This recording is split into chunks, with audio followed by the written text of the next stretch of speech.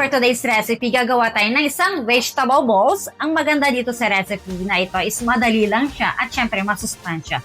Pwedeng pangbaon, pang ulam, sa tanghalian, hapunan, pwedeng pangbaon nyo sa work at syempre pangbaon nyo na rin sa work nyo. Ang maganda dito sa recipe na to is madali lang siyang gawin. Tapos mura lang yung mga ingredients na gagamitin natin. Kasi nga, di ba, mahal na yung mga bilihin ngayon. At syempre, hindi lang naman dyan sa Pilipinas. Is dito rin sa amin is mahal na yung mga bilihin. Kaya ang gusto ko ituro sa inyo, yung mga recipe lang na madali lang. At syempre, kayang-kayang pasok na pasok sa budget natin. Kaya wag na nating patagalin. Tara, luto na tayo. Bali dito yung repolyo natin. Kung makikita nyo is, iniwan natin ng pinong-pino. Ganyan. Yan. Kailangan kasi ganito yung kapino yung repolyo natin. Yan. At maglalagay tayo ng carrots. Ginadgad natin yung carrots dito. At yung mga ingredients nga pala na gagamitin ko dito is ilalagay ko sa description kung ilan yung mga grams na nilagay ko dito. Bali sibuyas. Yan. Kailangan yung sibuyas din is maliliit lang din yung hiwa ko. Yan. Bell pepper, ganun din. Maliliit lang yung hiwa. Pinong-pino lang yung hiwa.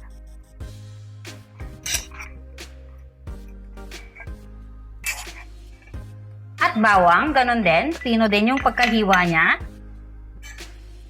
At ang gagawin natin is haluin lang natin siya.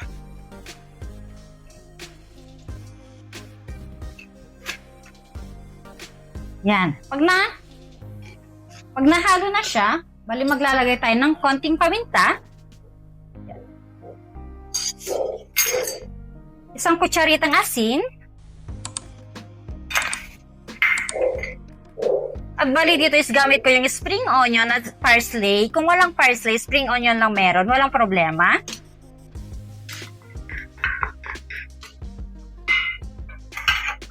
At maglalagay tayo ng harina. Yan, konti-unti yung harina natin.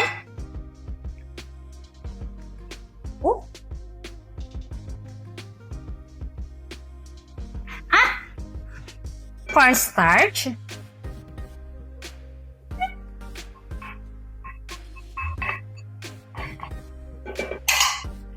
Baling gagawin natin is mas maganda yung gamitin natin mga kamay natin para mahalo nating maigi. Ayaw nga pala, nakalimutan ko. Kailangan natin maglagay ng isang kutsarang olive oil. Kung walang olive oil, pwede kayong gumamit ng mantika. Yan. Isang kutsara lang yung kailangan natin. At haluin natin. Yan, pag na-mix mo na siyang ganyan, bali yung natira nating harina, is ilagay natin siya lahat. Yan. Dapat ganito yung kalalabasan niya. Yan.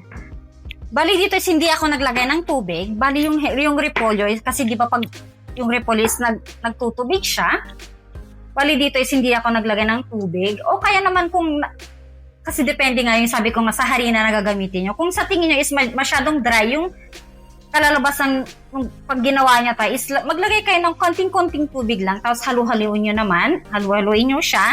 O kaya naman, masyadong basa, wala ding problema, dagdagan nyo lang ng harina, walang problema yan. Hanggang sa ma-achieve nyo yung ganitong texture niya.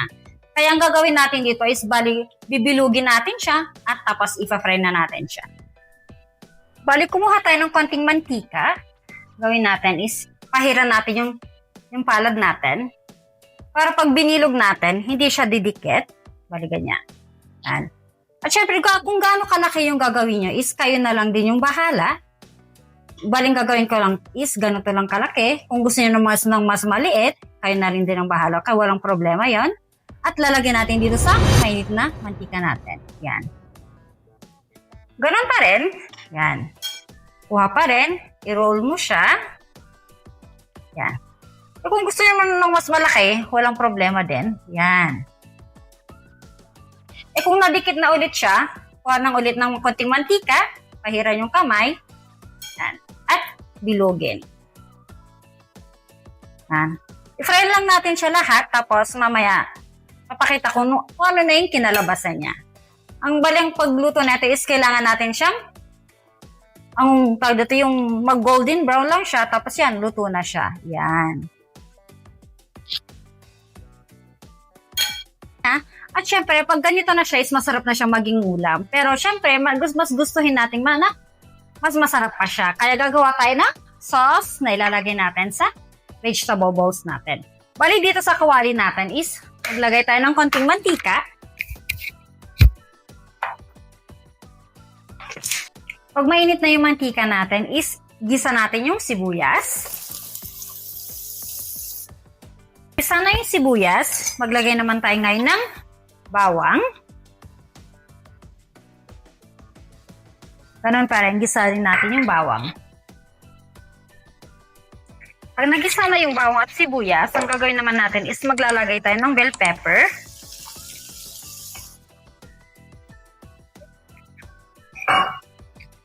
At maglalagay tayo ng kalahating met cubes lang. Yung kalahati lang na ilalagay natin. Ang gagawin natin is durugin natin siya para masigurado nating ma-dissolve natin. Pagluto na yung bell pepper natin, ang gagawin natin is maglalagay tayo ng toyo.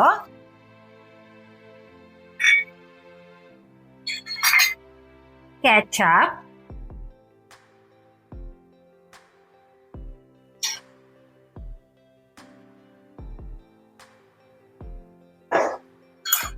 Mustard.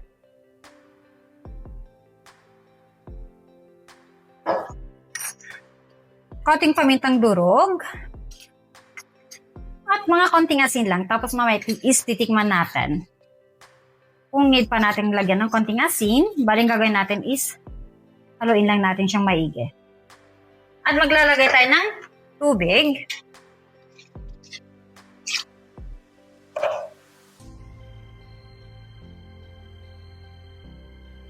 At hayaan lang natin siyang kumulo. Pag kumulo na siya, bali dito is may cornstarch tayo. Lagay lang tayo ng konting tubig at i-dissolve lang natin yung cornstarch.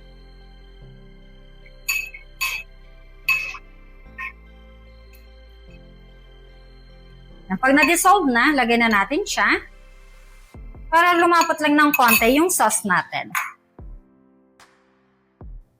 Bali ang gagawin natin is titikman natin siya. Kailangan pa natin ng konting asin. Yan.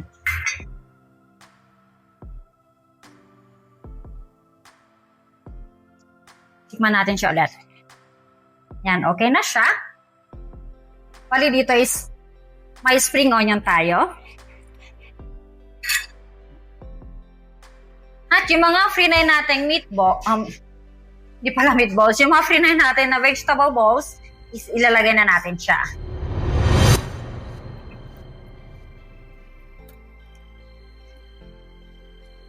Yan. At ang gagawin natin is hayaan lang natin siyang kumulo hanggang sa manuot yung lasa niya. Yan.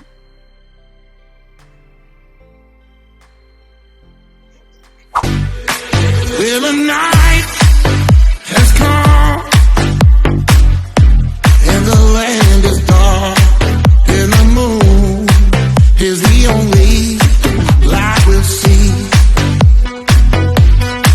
No, I won't be afraid. No, I won't be afraid. Just as long. Ready ng ating vegetable balls. Bali, ito na yung kinalabasan niya. Yan, kung makakita niyo, di ba? Wow! Sarap na siya. Parang sa tingin pa lang is masarap na siya. Kaya huwag kakalimutan subscribe sa mga videos natin. At syempre, palike na rin sa mga videos natin. At pa-click sa notification bell.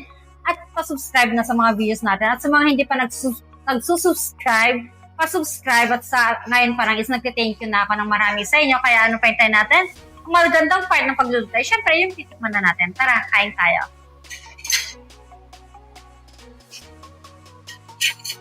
Yan. At kuha tayo ng konting sauce. Yan. Tignan natin dito sa loob niya. Wow. Diba? Tara.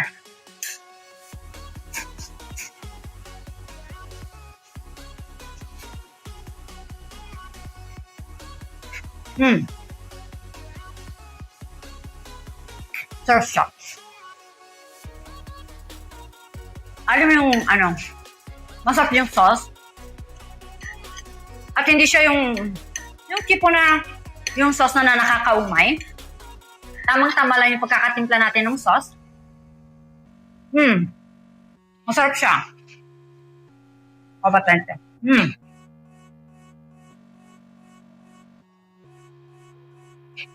Yan. Kaya huwag kakalimutan mag-subscribe at syempre hanggang dito na lang. Ciao!